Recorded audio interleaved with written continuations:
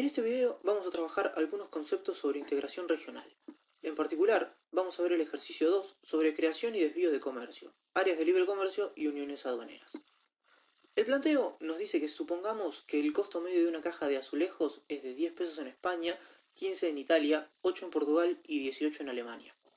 Los aranceles que se aplican en cada uno de estos países a este tipo de bienes son del 30% en España, del 100% en Italia, del 25% en Portugal y del 60% en Alemania. En base a estos datos nos piden qué países importarán azulejos y qué países los exportarán. Para responder a estas preguntas vamos a esquematizar los datos que nos dan de la siguiente manera. Vamos a representar cada uno de estos países como un recuadro. Vemos el recuadro de España, de Italia, de Portugal y de Alemania. Noten que para cada uno de estos países los recuadros varían en grosor, mostrándonos qué países tienen mayores tasas arancelarias y cuáles las menores. Vemos que Portugal aplica una menor tasa arancelaria, mientras que Italia es el que más protegida tiene la industria de azulejos. Esto lo hacemos para ver de una manera un poco más simple estos datos. Sabemos además los precios que vienen dados por los costos de los azulejos en cada uno de estos países. Así, en España el precio de los azulejos, el precio doméstico va a ser de 10 pesos, en Italia de 15, en Portugal de 8 y en Alemania de 18. A su vez, a partir del dato de los aranceles que tenemos para esta producción, podemos calcular cuál va a ser el precio de los azulejos provenientes de cada país en cada uno de estos cuatro países. Si vamos, por ejemplo, al caso de España, que pone un arancel del 30%, vamos a ver que el precio de los azulejos de Italia va a terminar siendo de 19,5 pesos, porque al costo de los 15 pesos de los azulejos italianos se le suma un 30% al ingresar a España. Por lo tanto, el precio nacional de cada uno de los países multiplicado por la tasa de arancel nos va a dar el precio final en cada uno de estos países. Lo mismo para el precio de los azulejos de Portugal, que valen 8, pero al pagar un arancel del 30% terminan costando 10,4 pesos, y lo mismo los azulejos alemanes, que valen 18 pesos, pero al pagar el arancel del 30% terminan valiendo 23,4. Si replicamos este mismo procedimiento para los cuatro países, veremos los costos de los azulejos de todos los países más el costo nacional en cada uno de estos cuatro países. A partir de esta información podemos ver qué países van a importar y qué países van a exportar azulejos. Volviendo al caso de España, ahora que tenemos los precios de todos los azulejos, podemos comparar y pensar qué azulejos se van a comprar en España. Vemos que como los azulejos españoles en este país son los más baratos, es razonable que no se compren ninguno de los otros tres, sino que solo se compre la producción nacional, que es la que tiene un precio menor. Si vamos al caso de Italia, veremos que pasa lo mismo. Todos los azulejos importados son más caros que el azulejo nacional, por lo tanto se van a comprar azulejos italianos a 15 pesos. Lo mismo sucede en Portugal. Si vamos al caso de Alemania, vemos que esto ya no es tan así, porque mientras que el precio nacional es de 18, el precio de los azulejos españoles y portugueses es menor, es de 16 y 12,8 respectivamente. Por lo tanto, Alemania va a importar azulejos. ¿De qué país? En este caso los va a importar desde Portugal, que es el proveedor que tiene un menor precio. Una vez que se pagan el arancel, el azulejo de Portugal es menor que el azulejo de España. Vemos entonces que en esta situación el patrón de comercio va a ser tal que solo Alemania va a importar azulejos y solo Portugal va a exportar azulejos, que los va a exportar justamente a Alemania. No va a haber mayor nivel de comercio internacional en estas circunstancias. Supongamos que Alemania e Italia deciden formar un área de libre comercio. ¿Cuál va a ser en este caso la estructura de comercio de azulejos? ¿Tiene lugar una creación o un desvío de comercio? Si volvemos a repetir nuestro esquema, veremos que, en principio, en España no cambia nada. Siguen aplicándose las mismas tasas arancelarias, siguen existiendo los mismos costos medios, por lo tanto, se van a comprar los azulejos españoles. Lo mismo pasa en Portugal. No nos dicen nada de que haya cambiado alguna cuestión en estos dos países. Lo que va a cambiar va a ser justamente en los otros dos países, en Alemania e Italia. que si tuviéramos que esquematizarlo, lo haríamos de esta manera, con un rectángulo un poco más grande que, si lo comparamos con el rectángulo anterior, vemos que no hay límite entre estos dos países porque justamente el área de libre comercio implica que desde Alemania a Italia o desde Italia a Alemania los productos no van a pagar un arancel. Lo que vemos también es que ambos países siguen manteniendo sus tasas arancelarias. El rectángulo de la parte de Italia sigue siendo más grueso porque sigue manteniendo su tasa arancelaria del 100% y Alemania sigue manteniendo su arancel del 60%, por lo tanto, aunque no hay arancel entre estos dos países, con el resto de países ambos siguen manteniendo su misma estructura arancelaria. Por lo tanto, volvemos a calcular los precios ahora en esta área de libre comercio. Los precios domésticos siguen siendo los mismos, 15 para Italia y 18 para Alemania. En el caso de Italia, vemos que los azulejos españoles y portugueses siguen pagando lo mismo que antes, pagan un arancel del 100%, por lo tanto valen el doble. No así el precio del azulejo alemán, que ahora no paga impuestos. Exactamente lo mismo vemos en el caso de Alemania. Los productos de España y de Portugal siguen pagando el arancel del 60%, mientras que el azulejo italiano no paga arancel, se puede importar a un precio de 15 pesos. Han cambiado un poco los precios, pero no tanto como para que cambie el patrón de comercio. Si vamos al caso de Italia, vemos que los azulejos italianos siguen siendo los más baratos, los azulejos alemanes no pueden competir, por lo tanto se va a comprar la producción nacional, y en el caso de Alemania, aunque los productos italianos son más baratos, no pueden competir contra los azulejos de Portugal y se sigue importando desde este país. Por lo tanto, como el patrón de comercio no cambia, no hay ni creación ni desvío de comercio. Ahora bien, a partir de esta situación de la formación del área de libre comercio, nos dicen que un importador alemán ve el siguiente negocio, que es importar azulejos desde Portugal a 12 pesos con 8 y revenderlos en Italia a 15 pesos. Nos piden comentar si dicho negocio es posible. Y la intuición que hay atrás es que en esta área de libre comercio hay dos niveles de aranceles. Los aranceles en Alemania, que son menores, son del 60%, y los aranceles de Italia, que son más caros, siguen siendo del 100%. Entonces, alguien podría comprar azulejos en Alemania, importarlos en este caso desde Portugal, y entrarlos pagando un arancel menor, para luego revenderlos en el país que tiene mayor nivel de protección, aprovechando que no hay un arancel en medio de estos dos países. Podemos decir que la intuición es correcta porque esta diferencia de precios existe. Esta cuestión de poder importar desde Alemania más barato y revender en Italia más caro. Lo que pasa es que este tipo de diferencias siempre van a existir en un área de libre comercio donde haya distintas tasas arancelarias. Por eso es que siempre en las áreas de libre comercio se estipulan normas de origen que definan cuáles son los productos nacionales y cuáles no.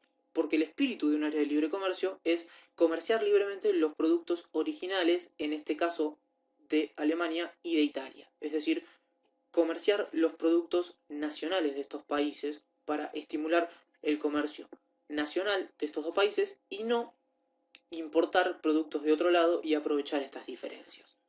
Por lo tanto, estas normas de origen lo que hacen es evitar este tipo de operaciones que se denominan operaciones de arbitraje, que significan comprar en donde está barato para luego revender donde está caro y quedarse con esta renta.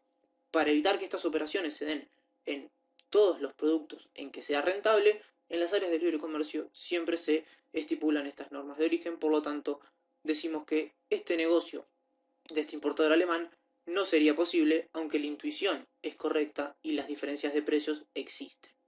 Seguimos y nos dice que Alemania e Italia quieren avanzar en el proceso de integración y establecen una unión aduanera, adoptando un arancel externo común del 50%.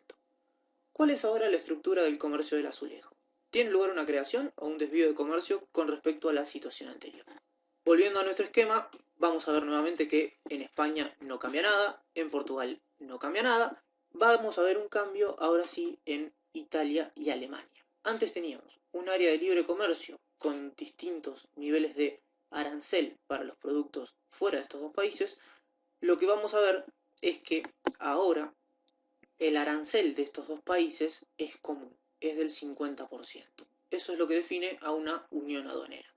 Podríamos decir que es un área de libre comercio a la que se agrega un arancel externo común. Todos los productos que ingresen a Alemania o a Italia van a tener el mismo arancel y por lo tanto ya no van a tener sentido estas operaciones de arbitraje que veíamos en el punto anterior, porque va a costar lo mismo importarlos de Alemania o importarlos desde Italia. ¿Qué pasa con los precios de los azulejos? El precio del azulejo italiano es de 15 en cualquiera de los dos países porque no paga arancel. El precio de los azulejos alemanes es de 18 por el mismo motivo. Y ahora, tanto los azulejos de España como de Portugal van a pagar un arancel del 50%. Vemos que, con respecto a la situación anterior, el arancel que se paga es menor en los dos países, en Italia y en Alemania, porque Italia antes tenía un arancel del 100%, mientras que Alemania tenía un arancel del 60%. Ahora han acordado un arancel externo común que es menor, es del 50%. Por lo tanto, los precios de los productos de España y Portugal son un poco menores, de 15 y 12 respectivamente. ¿Qué pasa ahora? Si comparamos los precios vamos a ver que en esta unión aduanera ya no tiene sentido que Italia compre sus propios azulejos, sino que directamente los va a importar desde Portugal, que valen un precio menor. Por lo tanto, vamos a ver que como Italia pasa a importar azulejos de Portugal, se crea comercio entre Portugal e Italia, un comercio que antes no existía, donde se sustituye producción ineficiente de Italia, porque tiene un costo y por ende un precio mayor, por producción portuguesa que es más eficiente. Por lo tanto, esperaríamos encontrar una ganancia de bienestar en esta unión aduanera que pasa a crear comercio entre Portugal e Italia. Supongamos que España pasa a formar parte de dicha unión aduanera. ¿Qué va a pasar ahora con el comercio del azulejo y qué va a pasar con la creación o el desvío de comercio? Volviendo a nuestro esquema, vamos a ver ahora que en la unión aduanera tenemos los tres países, España, Italia y Alemania, con un arancel externo común del 50%. Por otro lado, vamos a tener a Portugal, que sigue teniendo su arancel del 25%. En el caso de Portugal, vemos que no cambian los aranceles, no cambian los precios, por lo tanto la situación va a seguir manteniéndose igual, y lo que nos interesa es ver qué pasa en la nueva unión aduanera. Decíamos que el precio de los azulejos italianos y alemanes no se venía modificando, es de 15 y 18 respectivamente, pero ahora, como los productos de España no pagan arancel, van a poder entrar a un precio menor y va a ser el precio doméstico, que es de 10 pesos. Por otro lado, el precio de los azulejos desde Portugal sigue siendo el mismo de antes, porque paga un arancel del 50%, es un precio de 12 pesos. Si nos ponemos a comparar los precios nuevamente, vamos a ver que ahora los azulejos más baratos son los que se producen en España, porque si bien no son tan eficientes o tan baratos como los productos de Portugal, al no pagar el arancel, terminan teniendo un precio menor.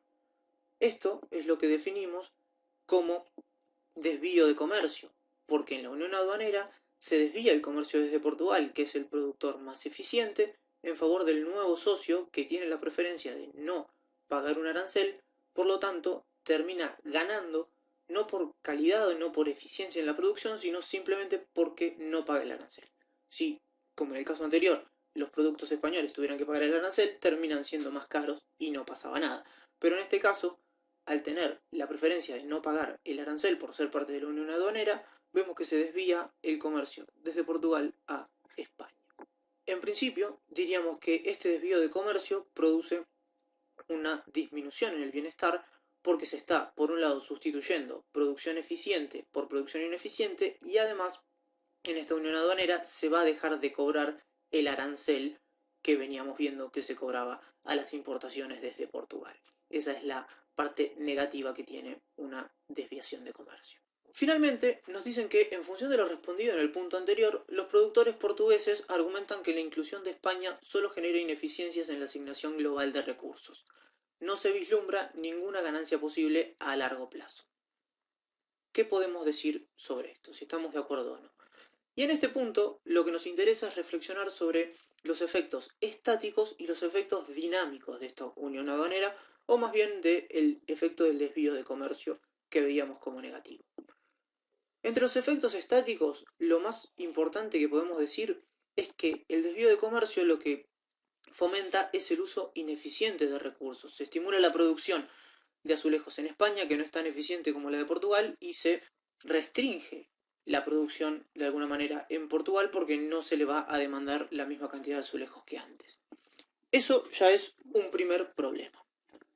Por otro lado, hay una pérdida de bienestar en estos países fundamentalmente porque deja de cobrarse el arancel. Si bien ahora pueden importar productos españoles que son un poco más baratos, si en general, si hacemos la comparación entre la ganancia de bienestar de los consumidores y la pérdida que tiene el Estado por dejar de cobrar este arancel, vamos a ver que en general va a ser mucho mayor esta pérdida.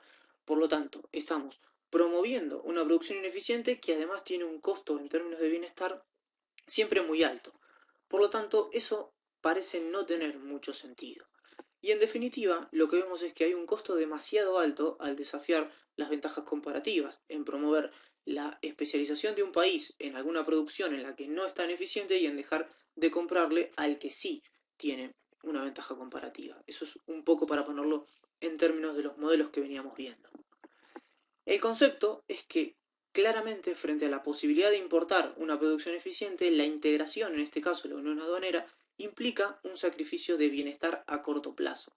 Por eso, los efectos estáticos de estas uniones, de estas integraciones, generalmente cuando se da el desvío de comercio, vemos que son negativos porque inducen una pérdida de bienestar en el corto plazo en nuestros análisis de equilibrio parcial o en el análisis de corto plazo.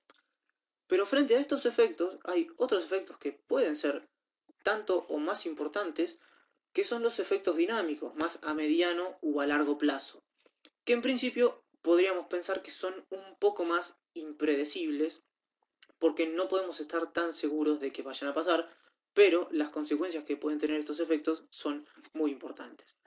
Por un lado está la posibilidad de ganar economías de escala, como veíamos anteriormente. Si la producción de azulejos está sujeto a rendimientos crecientes y hay posibilidades de disminuir los costos medios a medida que aumenta la producción, es posible que a mediano plazo se logre ganar una ventaja comparativa por parte de España porque al poder aumentar su escala de producción pueda lograr disminuir sus costos. Es una posibilidad. Por otro lado, el aumentar el volumen del mercado doméstico, es decir, esta unión aduanera que ahora tenemos entre tres países, que implica un mercado integrado mucho mayor, puede llevar a que haya mayor competencia entre empresas y eso hace que se busquen nuevos métodos de producción, nuevos métodos más eficientes. Esto se conecta con el siguiente punto, que es que puede conllevar un aumento en la productividad, básicamente porque un mercado más grande puede incentivar más a la innovación. Supongamos que España se incorpora a esta unión aduanera, ahora tiene un mercado más grande que conquistar, un mercado más grande que mantener, en el caso de que se produzca este desvío de comercio. Entonces, si las empresas españolas tienen un mercado más grande que mantener, los proyectos de innovación van a tener una rentabilidad mayor esperada. Por ejemplo, supongamos que se puede buscar nuevas formas de producir más barato, de mejorar la calidad, y eso como llega a más consumidores, puede ser a mediano plazo mucho más rentable y eso va a estimular la innovación más que si los países simplemente comercian entre sí o están cerrados. Ese es un punto muy importante. A su vez, dentro de estas uniones aduaneras, o hablando ya más generalmente de la integración, puede darse que entre estos países se logren estrategias de especialización y de complementariedad productiva, y que lo que produce un país pueda complementarse con lo que produzca otro, y que en términos productivos la región integrada sea mucho más potente que los países por sí mismos. Finalmente, todo esto que estamos hablando puede redundar en un aumento en la tasa de crecimiento a largo plazo de los países y eso puede ser un efecto mucho más potente que lo que veníamos viendo en términos estáticos. No obstante, como vemos que estos efectos son a más largo plazo, es más impredecible la consecuencia que puede tener este tipo de uniones. Sin embargo, al ver estos efectos contrapuestos, vale la pena preguntarse por qué los economistas siempre ponen énfasis en los efectos estáticos y no tantos en los dinámicos. Si bien es cierto que unos son a corto plazo y los tenemos claramente de los análisis que hacemos, los otros pueden ser más potentes y dependiendo de donde pongamos el énfasis, las conclusiones que podemos sacar de los procesos de integración van a ser una o la otra. Entonces es muy importante ponerse a pensar cuál es el argumento de poner el énfasis en uno o en otro efecto y si en definitiva no tenemos que pensar en ambos efectos para ver que el proceso de integración es un poco más complejo y las conclusiones a largo plazo que podemos sacar son impredecibles justamente por estos efectos dinámicos que no siempre se ven en los análisis de equilibrio parcial y en los análisis a corto plazo.